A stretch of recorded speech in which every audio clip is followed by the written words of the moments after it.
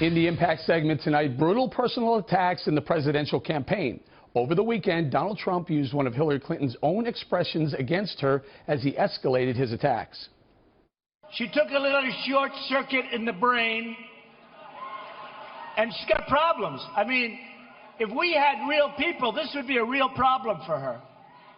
But I think that the people of this country don't want somebody that's going to short circuit up here. Okay? Not as your president. Not as your president. So, she's a dangerous liar who has disregarded the lives of Americans and who has put all of us at great, great risk with what she's done, while supporting economic policies that have destroyed our economy. She is a totally unhinged person. She's unbalanced, and all you have to do is watch her. Tough rhetoric to be sure, but what impact do these increasingly personal assaults by both sides have on voters? Joining us now from Boston with reaction, Democratic strategist Marianne Marsh, and from Washington, townhall.com editor Katie Pavlich. Marianne, he was just using her words. She said she short-circuited with Chris Wallace. He's using them out of context. But I think the real point here, Eric, is that Trump's decided to react to his plummeting poll numbers by launching personal attacks against Hillary Clinton. And the more negative he can make this campaign, the less likely it is for women that they will vote. Historically, that has been true. The problem for Trump right now is, as you see in the polls, he is now viewed less favorably than Hillary Clinton. He's viewed as less honest than Hillary Clinton and less trustworthy as Hillary Clinton. And therefore, voters are unlikely to believe these personal attacks. And the biggest shift has come with white women with college degrees, which has really hurt Donald Trump in these latest polls. Okay, Katie, but Hillary Clinton does the same thing. She uses the attacks and sometimes personal attacks. Sure, but unfortunately there is a double standard between Democrats and Republicans and what they can get away with. And Marianne is right in the sense of women. I think that especially in this case, when you have negative campaigning, women aren't going to not turn out. They're going to turn out in favor of Hillary Clinton to defend her because they feel like Trump is attacking her. But on this issue, look, we've been talking for 2 weeks now about how Donald Trump needs to focus on the economy. He did that today in his speech, and I think that he had some really good points. He talked about eliminating the death tax. I think he can get personal in the sense of what you just mentioned, Eric, in the previous segment, in the sense of talking about the Clinton Foundation and how Hillary Clinton was very selfish to use the State Department to essentially benefit the Clinton Foundation. I mean, there's all kinds of ways to get personal without sounding immature by even using her same words against her. And I'll go to you, Marianne, on this. Except that this is such a wide open area of vulnerability on Clinton's part, because I don't know, everyone keeps saying, well, when she lies, it's Clintonian. Unless you exploit that and say, hey, it's not Clintonian to lie, it's lying.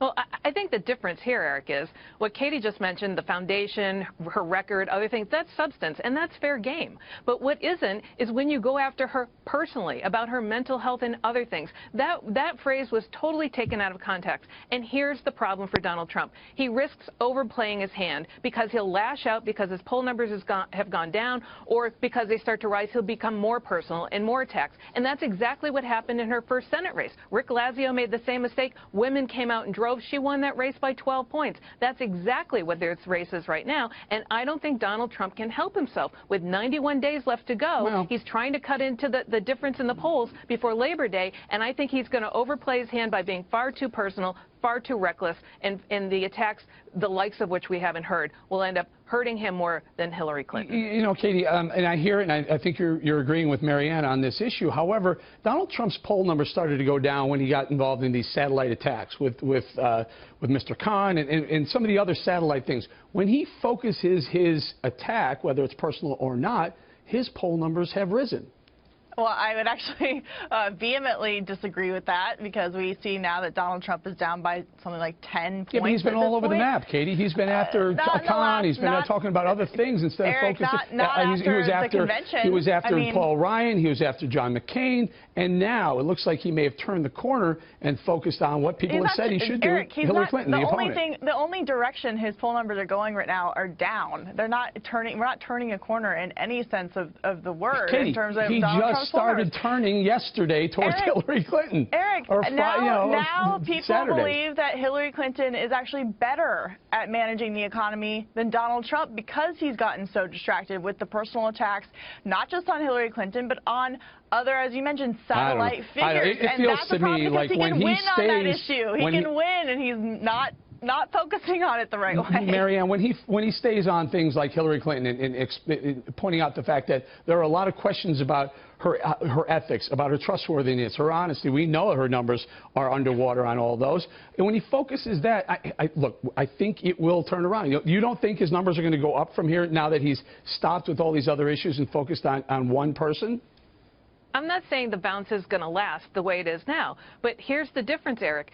When he goes after her record, the things she's done in her life, professionally, fair game. Go after it. What he did, though, is go after her personally, in a very personal way, and I expect he's going to make even more personal attacks. And he lost in one fell swoop white women with college degrees, the hardest women for him to win back. The more women she gets, she wins this race. Period. End of sentence. And that's a miscalculation he's made. Go after her Senate record. Go after her as Secretary of State. All of those things are fair game. But when you start talking about her mental health, when it's not even accurate, and B, the phrase way out of context, that's when women and other voters are going to rally to her side. He may be a master at picking up a grain of opportunity and exploiting it. It feels like that's what he did. She herself said, "I short-circuited." What is short-circuiting in the brain?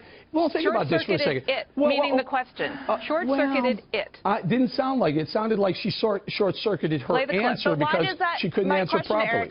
My question to you, Eric, would be, how does that comment affect everyday Americans who are after... Here's how. Let me finish my point, Eric. Short-circuits right before she has to make a decision whether to send a nuclear weapon somewhere. Well, that's why she is a vice president, and Tim Kaine, I'm sure, will do a fine job at making a decision. You said you had the same argument against Donald Trump. Eric, let me just finish my point. How does continuing to attack Hillary Clinton by using the short-circuited line affect families at home who are sitting and listening to his economic speech today and going, you know what, it sounds really great that he wants me to allow me to keep more of my own money so I can provide for my family. That's what he should focus on. He sounded presidential today in that speech. He doesn't sound presidential when he attacks like he did last week and continuing into this week. I got to go, you guys. Thank you so much. Great debate. Marianne, Katie, thank you very much.